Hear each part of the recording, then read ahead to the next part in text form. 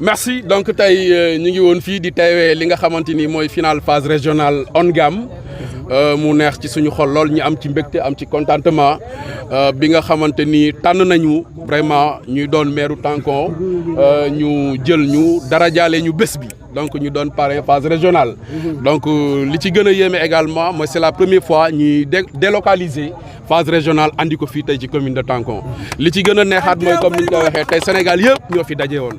bépp région bu nekk Sénégal délégué na ay nit ñu ñëw fii département de Bounkiling kenn desul région de Sédhiou kenn desul arrondissement de Boguel kenn desul commune de Tankon waxi noppi donc mbégte moom déjà lañ ci njëkk a am parce que tey région de Sédhiou yaatu na dañuy remercier ONGAM bu baax parce que bu ñu tànnee vraiment dara jaale ñu bés bi loolu yaakaar naa mbégte mënu ko weesu mais mbégte mi ci yokk également te feeñ ci mooy macha allah coupe bi dafa des fii ci Tankon mooy tey Tankon moo demoon final ni mu demee final yàlla dogal en réalité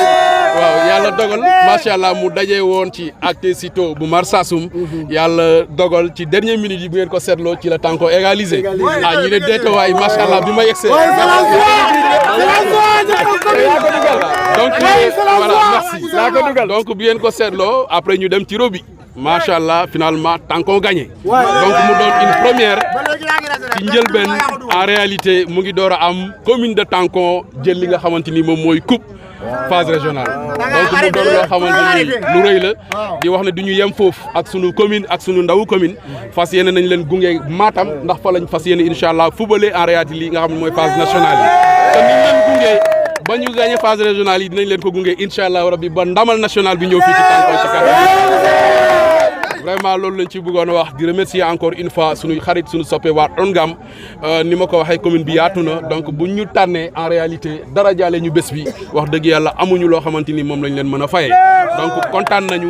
bég nañu bu baax mais di jël ndam li di jël mbégte bi yëpp delloo ko waa commune de Tankon di wax ne seen mérite la yéen a ko moom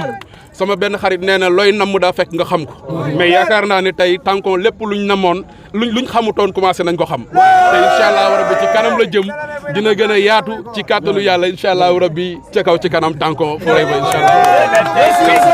effectivement donc wàllu reboisement bi également ñu ngi remercier suñu partenaires yooyu noonu di waa Océanium donc àndoon ci bés bi gunge ñi ci ak waa ONGAM ak waa ORGAM au niveau régional andi fi ay garab yoo xamante ni ay xeeti xeet la ay variétés yu bari donc biñ ñu ko andilee wax dëgg yàlla jëmbat nañ ko ci biir commune de Tankon mais jël nañ ko également jébbal ko chef de village bi nga xamante ni moom moo jiite bépp chef de village pour mandargal que ni population bi mais chef de village également dañoo war a góorgóorlu ci lépp loo xamante ni dafa jëm ci dundal garab. parce que dama koy wax chaque fois pour ñu dund il faut que ñu am oxygène te oxygène li nga xamante ni moom moo koy togg mooy garab yi tey migration bi am du nord vers le sud li ko waral mooy dañoo dem ba foofu noonu garab tumuranke fa te li xew Tankon ñëpp seetlu nañ ko depuis ay at yi at ñëpp seetlu nañ ne en réalité trafic bois bi réalité la fi ñu ngi koy seetlu guddi ak bëccëg mais bu weesoo trafic de bois bi également xam nañ ne Tankon dafa doon benn commune boo xamante ni dafa digaloo ak Gambie ce qui fait que ñuy trafiqué même bi Tankon jeexee dañuy jëlee ci yeneen communes yi ci yeneen régions yi di jaar fii comme transit di ko dugal biir Gambie loolu nag li muy teg ak taxawaay bi ñu ci war a am mooy population bi yëpp rawatina ñi nga xamante ni ñooy chef de village yi ñu ànd ak seen maire ànd ak les forces de sécurité et de défense ñu góorgóorlu xool nu ñuy def ba xeex li nga xamante ni moom mooy wàllu dagg garab bi parce que neexul mais liy dëgg tey dëgg mooy en réalité bés bu jeexee ci kanam a kanam dinañ ko rëccu